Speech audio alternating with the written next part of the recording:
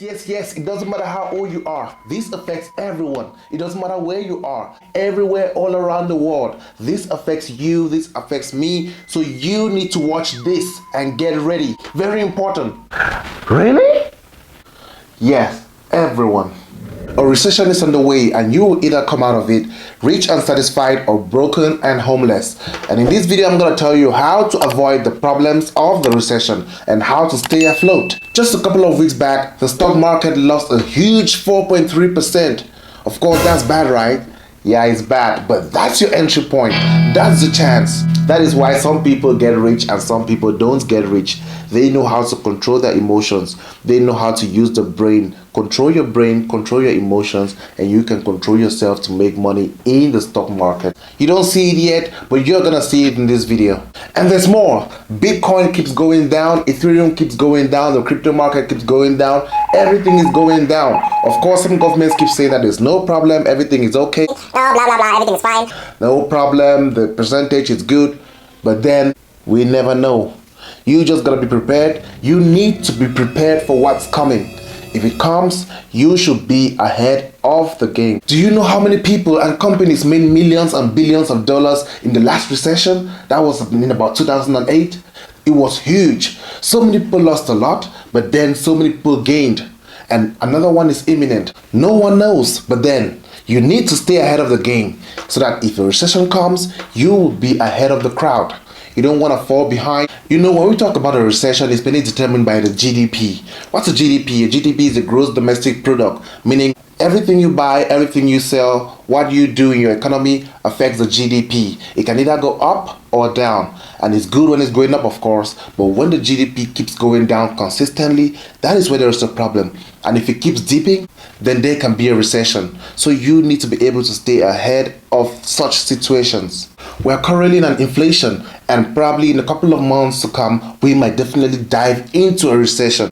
And according to the Wall Street Journal, this recession is a very strange one. Due to the advancement in technology and social media and everything, there's a huge difference in the recession this time around. So you need to take advantage of all the perks that are available right now for you. So guys, when there's a situation like the inflation and an upcoming recession like this, so many people tend to lose their jobs. And when people lose jobs, they can't afford to buy commodities. And when they can't afford to buy commodities, the companies that produces those commodities won't be able to get returns. And when they can't get income, no way to pay the staff or the employees. And when they can't pay the employees, the circle viciously keeps going round and round and round again, which is the reason why in this video I will give you some tips on how you can work around such situations. For a start, we need to understand why there's an imminent recession coming and why we are currently in the situation that we are in.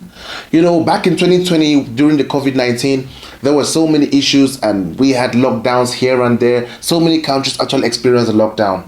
And then once the lockdown was over, everything just got back to normal and people went on with their lives normally like nothing ever happened. Of course, there were a little bit glitches, but then everything got back to normal and people didn't really feel a heavy impact. So whatever is happening right now, the inflation which might lead to a recession, it's been building up step by step since from 2020 when the COVID-19 started up until now. So good people, to get ready for what might come, here are some 4 questions that you need to ask yourself personally in order to know that you are definitely ready for whatever is going to come. The very first question you need to ask yourself is this: how much cash do you have in hand? For example, I can ask myself, how much cash do I have in hand? When I check my bank account, I check my credit, I check everything. How much do I have? That's very important. From there, you can know what next to do. You can know the strategies that you need to take when you know how much exactly it is in your hand. Due to the time that we have, when you look at the time limit and you look at how much you have, you can then determine your next question. If you ain't got enough in your hand, you need to ask yourself a question: how much can I get as fast as possible? And from where can I get it? How much debt do I have? Credit loans, student loans, and all types of loans. You need to look into that. How much do I need to pay each month? By asking yourself what your expenses are. Your monthly expenses, your weekly expenses, your daily expenses. How much do you need to pay for your medical bills? How much do you need to pay for your health insurance? How much do you need to pay for your car insurance, your mortgage? You need to identify all of this to be aware of where you're heading to and where you're going to start from and how to put everything in place for what's going to come. So after you have answered all of these questions, these are things that you need to do in order to make sure that you are fine during a recession. Number one, you need to have an emergency fund. Normally, recession or no recession, you should always do your best to have an emergency fund because you never know what's going to happen at any given time. So you need to always be ready for it. You need to have finance for about 3 to 6 months in advance. For example, you need to be able to have finance so that if you lose your job, if you can't afford something, or if you get a health problem, you can sustain yourself between 3 to 6 months. The more the better. But then you need to have at least 3 to 6 months. So you need that emergency fund kept somewhere. You need to stash the emergency fund somewhere so that once the recession starts or once any problem starts, you will be able to sustain yourself while finding other options for backup. The next step you need to take is debt concessions. Of course, you have debts to pay, you have creditors to pay, you have loans to handle, you have mortgages to pay, you have your car bills, your phone bills, your internet, and everything that you have to pay. Now, here's what you got to do. In case you are falling back on your debt repayment, you should try to reach out to your creditors, reach out to your bank, explain to them, try to get some debt concessions, help them to understand what you are going through. That will enable you to be able to save more for your emergency fund. But of course, you shouldn't stop all of your bills or all of your debt repayments just because you want to save for an emergency fund. So what you're going to do is this: you need to create a scale of preference. For example, you look at what's most important and what's least important. At this point, you need to let go of luxurious stuffs for a while, you know. Of course, it's going to be just for a while. After that, you can get back to your normal lifestyle. Now you need to cut on your spending. And there are some kind of debts that you must always do your best to handle. For example, if you got your rents, your mortgage, if your car is very important to you and you need your car to go to work every time, your medical bills, these are some kind of payments that you shouldn't be late on them. So you need to do your best to make sure that you pay these ones. These are priority bills. You need to do your best to handle those. And then anyone else, you can try to see how you can get some concessions, talk with the creditors. Now guys, here's an important one: career options.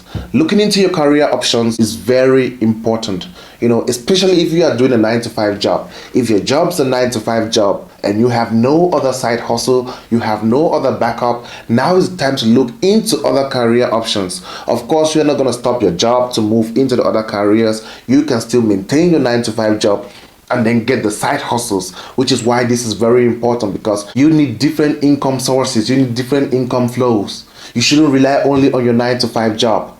This is 2022. The internet has made everything easy. There's so many online websites where you can make almost as much as you make in your 9-to-5 job. You just need to find the right one. There's one of my videos where I talked about making money online. That's just a sample for you. There's so many more, many websites, legit websites where you can make side hustles online. There's Amazon, there's stuff you can do that you can do online and get some other backup cash where you can be able to handle more debt payments, and you can also be able to save for your emergency fund, since it's very important. You can work from home. That's the good thing about the internet. You can definitely do your side hustle from home, from your bedroom, from your living room. You can do it maybe an hour or two a day and you are good to go. There's one that you can outsource. There's so many ways that you can do it. Do your best to get another career, do your best to get a backup hustle, and then you are good. Of course, there's careers in all kinds of walks of life that you can get into. But then if you don't want to do that, there's another option. You can get into business. Business gives you quick cash, make money fast. There's all kinds of businesses out there. The internet has made business easy. You can start a small business anytime, anywhere. You can start it today. It's very easy. You can create a website easy. You can go to Wix, website options, and you can create a website. You can create your brochures. You can create your card. You can make things happen. You can decide to do drop shipping. You can work with Amazon. You can do Facebook Marketplace. You can do so many more options for your business. You just need to think about the best business that works for you, and you create that business and you put in the effort. You'll start seeing returns as soon as possible. So this is your chance to make sure that you try to start a business. You try to push that business. Of course, starting a business is not an easy task. You need to do your best to put in the effort, sacrifice, and in the long run, you will see the returns. That way you can have multiple streams of income, and you can invest rightly, and you can save some for your emergency fund, and you can be comfortable even when people are complaining and having problems. So you need to do that. Talking about a business, have you ever seen a millionaire or a billionaire who works for somebody? That's right. Most millionaires work for themselves because they build a business. So you can build a business to be a millionaire. If you want to make money fast, if you want to be a millionaire, if you want to be a billionaire, if you want to be financially free, what you got to do is that you need to build your business. And remember, even in times of recession, sometimes small businesses flourish. Most small businesses flourish during recessions because so many people tend to go towards the smaller businesses since they are much more affordable and it's much easier and efficient. So they move towards the small businesses. So if you create your small business and during this period when we're having an inflation and a possible recession, you will easily get the benefits and get more customers for your website, for your business. You can make more profit. Just make sure that your cost is less than your profit. Never let your cost be more than your profit. Make sure that you minimize cost and make sure that you maximize profit. Now I'm going to tell you one secret that can help you make a lot of money during the period of a recession, and that's stocks. Of course, so many people feel that stocks are just for rich people, for people who maybe some white collar jobs. People understand how stocks work, people understand the Wall Street, but that's not the case. Anybody can try stocks, anybody can get into stocks, especially today, because there are even stockbrokers who can help you invest your money into stocks. It's gotten so much easier.